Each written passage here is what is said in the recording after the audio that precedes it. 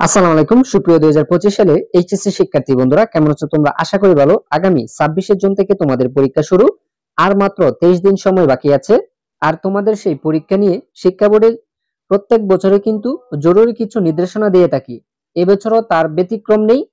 তোমাদেরকে জরুরি নির্দেশনা দেওয়া হয়েছে। তোমরা জানো যে কদিন আগে নোটিশ প্রকাশের মাধ্যমে 33টি নির্দেশনা প্রকাশ করেছে তোমাদের জন্য, যা তোমাদের জন্য খুবই দুঃখজনক। কারণ 33টি নির্দেশনা প্রত্যেক পরীক্ষায় আমরা এবং তোমরা জানো যে 14টি নির্দেশনা দেওয়া হয়। এবছর কিন্তু 33টি নির্দেশনা দেওয়া হয়েছে। এই ভিডিওর মাধ্যমেই জানাবো, তাই সম্পূর্ণ ভিডিওটি দেখার অনুরোধ রইল।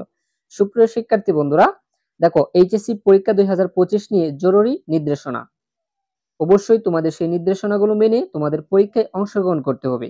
দেখো, আগামী 26 জুন শুরু হচ্ছে চলতি বছরের এইচএসসি পরীক্ষা 2025। ইতিমধ্যে পরীক্ষা সম্পর্কিত গুরুত্বপূর্ণ নির্দেশনা প্রদান করা হয়েছে শিক্ষার্থীদের মাঝে।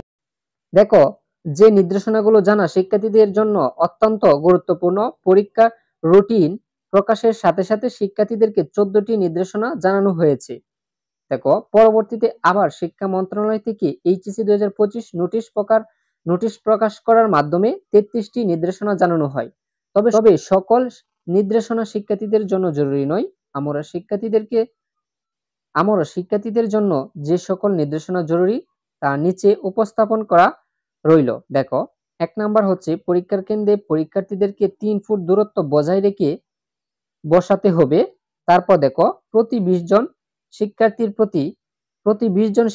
প্রতি একজন শিক্ষক দায়িত্ব পালন করবেন। অর্থাৎ প্রতি 20 জন শিক্ষার্থীর মধ্যে একজন শিক্ষক থাকবে। আচ্ছা, তারপর দেখো, পরীক্ষা কেন্দ্রে 9:30 এর পরে কেউ প্রবেশ করলে তার সকল তথ্যগুলো বোর্ডের কাছে পাঠানো হবে। তারপর দেখো, পরীক্ষা শুরুর 10:30 কেউ প্রবেশ করতে পারবে না। আচ্ছা, তারপর দেখো, শুধুমাত্র সায়েন্টিফিক ক্যালকুলেটর ব্যবহার করার অনুমতি রয়েছে। তারপর দেখো, কোনো প্রকার মোবাইল ফোন বা ইলেকট্রনিক ডিভাইস নিয়ে যাওয়া যাবে না। তারপর দেখো, প্রথমে বহু নির্বাচনী পরীক্ষার আয়োজন করা হবে, এরপর সৃজনশীল পরীক্ষার আয়োজন করা হবে। বহু নির্বাচনী পরীক্ষা এবং সৃজনশীল পরীক্ষার মধ্যে কোনো প্রকার বিরতি থাকবে না। তারপর দেখো, বহু নির্বাচনী, সৃজনশীল এবং ব্যবহারিক অংশে শিক্ষার্থীদেরকে পৃথকভাবে পাস করতে হবে। সুপ্রিয় শিক্ষার্থীরা, বহু নির্বাচনী অর্থাৎ এমসিকিউ আলাদা পাস, সৃজনশীল আলাদা পাস করতে হবে।